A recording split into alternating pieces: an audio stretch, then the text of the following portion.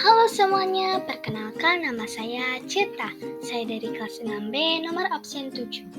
Dan sekarang saya akan bercerita dongeng Putri Kemuning. Selamat menonton semuanya. Pada suatu hari, hiduplah seorang raja yang terkenal dengan sifatnya yang adil dan bijaksana. Raja tersebut memiliki 10 orang putri yang cantik-cantik. Ke-10 putri itu dinamai dengan nama-nama warna. Putri sulung bernama Putri Jambon, adik-adiknya dinamai Putri Jingga, Putri Nila, Putri Hijau, Putri Kelabu, Putri Orange, Putri Merah Merona, dan Putri Kuning. Tetapi raja terlalu sibuk dengan kepemimpinannya. Karena itu, ia tidak mampu untuk mendidik anak-anaknya. Istri sang raja sudah meninggal dunia ketika melahirkan anaknya yang bungsu. Sehingga anak sang raja diasuh oleh inang pengasuh. Putri-putri raja menjadi manja dan nakal. Mereka hanya suka bermain di danau. Mereka tak mau belajar dan juga tak mau membantu ayah mereka. Pertengkaran pun sering terjadi di antara mereka. Tetapi Putri Kuning sedikit berbeda. Ia tak terlihat manja dan nakal.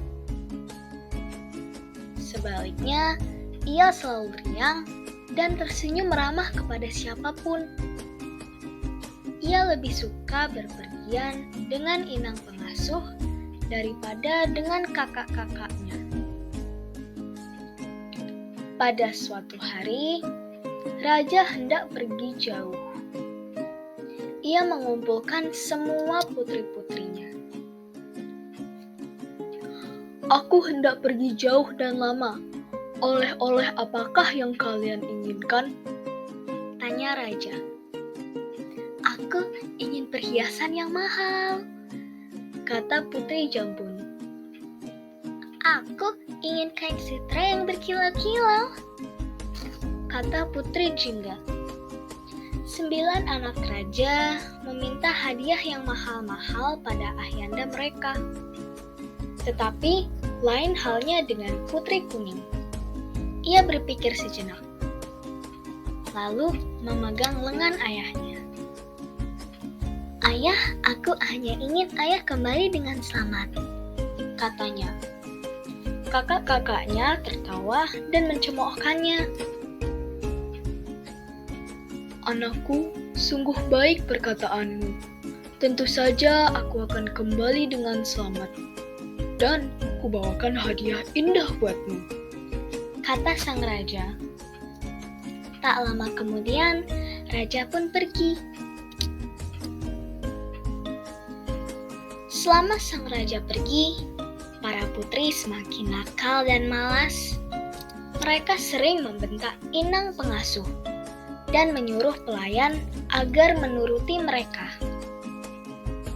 Karena sibuk menuruti permintaan para putri yang rewel itu, pelayan tak sempat membersihkan taman istana.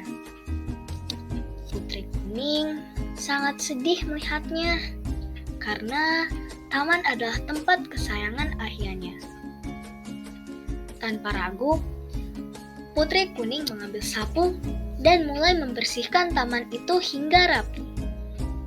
Semula, inang pengasuh melarangnya, namun Putri Kuning tetap berkeras mengerjakannya. Kakak-kakak Putri Kuning yang melihat adiknya menyapu tertawa keras-keras. Lihat, tampaknya kita punya pelayan baru. Hai pelayan, masih ada kotoran nih, ujar seorang yang lain sambil melemparkan sampah. Taman istana yang sudah rapi kembali acak-acakan. Tetapi Putri Kuning tetap diam saja dan menyapu sampah-sampah itu. Kejadian tersebut terjadi berulang-ulang, sampai Putri Kuning kelelahan. Dalam hati, ia bisa merasakan penderitaan para pelayan yang dipaksa mematuhi berbagai perintahan kakak-kakaknya. Kalian ini sungguh keterlaluan. Mestinya ayah tak perlu membawakan apa-apa untuk kalian. Bisanya hanya mengganggu saja, kata Putri Kuning dengan marah. Sudah, aku bosan. Kita mandi di dalam saja, ajak Putri Nila. Mereka meninggalkan Putri Kuning seorang diri. Begitulah yang terjadi setiap hari, sampai ayah mereka pulang. Ketika sang raja tiba di istana, kesembilan putri-putrinya sedang bermain di danau. Sementara Putri Kuning sedang merangkai bunga di teras istana. Mengetahui hal itu, raja menjadi sangat sedih. Anakku yang rajin dan baik budi, ayahmu tak mampu memberi apa-apa selain kalung batu hijau ini. Bukannya warna kuning kesayanganmu, kata sang raja. Raja memang sudah mencari kalung batu kuning di berbagai negeri, namun benda itu tak dapat ditemukannya. Sudahlah ya, tak mengapa. Batu hijau pun cantik. Lihat, serasi benar dengan baju yang berwarna kuning, kata Putri Kuning dengan lemah lembut. Yang penting ayah sudah kembali. Akan kubuatkan teh hangat untuk ayah, ucapnya sekali lagi. Ketika Putri Kuning sedang membuat teh, kakak-kakaknya berdatangan. Mereka ribut mencari hadiah yang mereka inginkan dan saling memamerkannya. Tak ada yang ingat pada Putri Kuning, apalagi menanyakan hadiahnya.